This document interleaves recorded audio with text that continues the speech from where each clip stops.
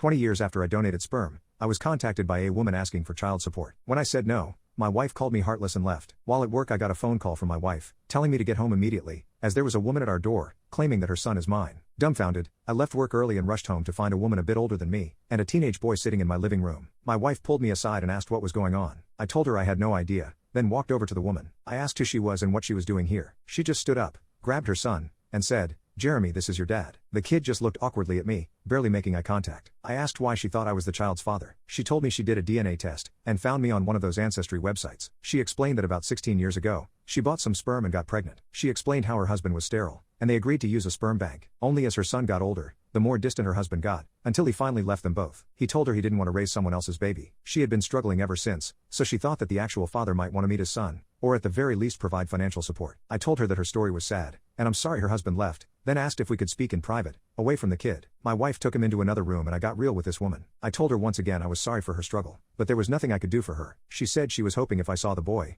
I would just give her some money. I told her I'm happily married with a baby on the way, and that baby is my only child. I didn't know her anything, and I wasn't going to give a complete stranger money out of my own pocket. She kept trying to convince me and I kept telling her no. Finally she snapped and started cursing me out. She said I was a horrible person and father, that I didn't deserve to have children, and she wished my wife luck as I clearly wasn't meant to be a father. She said it might even be best if she lost the child as I clearly wouldn't be able to care for either of them. The only way I could prove myself as a man would be to give in and give her the money she is asking for, otherwise she might have to get a lawyer involved. I explained I knew my legal rights, as I specifically signed a contract giving away any and all of my rights to any child that may be born using my sperm. I have no legal responsibility for the child, and if she tried to sue me it would only end badly for her. Eventually her son came in and asked what the hell I did to upset her, because at this point she was crying, and I told them both to leave, as I was sorry, but this wasn't my problem. After they left I spoke to my wife about the whole thing, and mentioned I was going to call my lawyer to make sure they didn't take any further action. That's when she surprised me and said she didn't know I was so heartless. She admitted she had heard our conversation, but didn't understand how I could so easily turn away a desperate mother and a child that was biologically mine. I tried to reason with her, explain that she was just a con woman,